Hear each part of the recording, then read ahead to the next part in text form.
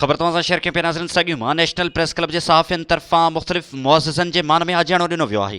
मोहरम मंगणे जो जी रिपोर्ट मूजिब साॻियूं में नेशनल प्रेस क्लब साॻियूं जे सदर गुलाब अली सियाल, सीनियर सहाफ़ी मज़हर अली मंगणे जो, मोहरम खान मंगणे जो, सिराए लाल बख्श सियाल, माजिद सियाल ऐं ॿियनि तरफ़ सहाफ़ियुनि पारां मुख़्तलिफ़ बिरादरियुनि जे मुअज़्ज़िज़ शख़्सियतुनि जे मान में आजियाणो ॾिनो वियो, जंहिंमें अॻूणे सूबाई वज़ीर सरदार सुहेल अनवर खान सियाल जे भाउ PP अॻवान सरदार तारिक अनवर खान सियाल, सैयद रियाज़ हुसैन शाह, असद खरल, शहजादो खान सियाल, अब्दुल सत्तार भागत, हमज़ा अली भागत ऐं ॿियनि शिरकत कई। उन मौक़े ते PP अॻवान सरदार तारिक अनवर खान सियाल चयो त आलमी मार्केट में तेल के अघनि में घटिताई बावजूद विफ़ाक़ी हुकूमत फ़र्ज़ी नाले मातिर सिर्फ़ 5 रुपया घटाए बिजली ऐं गैस के अघनि में वाध करे आवाम मथां महांगाई जा पहाड़ किराए छॾिया आहिनि।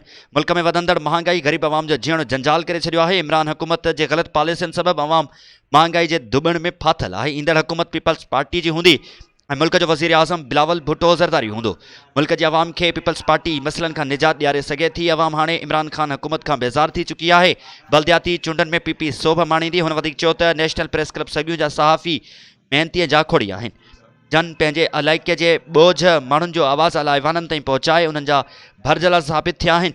आजियाणे तक़रीब में शरीक थियल महिमाननि खे सिंध जी सकाफ़त मूजिब नेशनल प्रेस क्लब साॻियूं जे सदर गुलाब अली सियाल, सीनियर सहाफ़ी मज़हर मंगणे जो, मोहरम मंगणे जो, ॿियनि अजरक उठाया।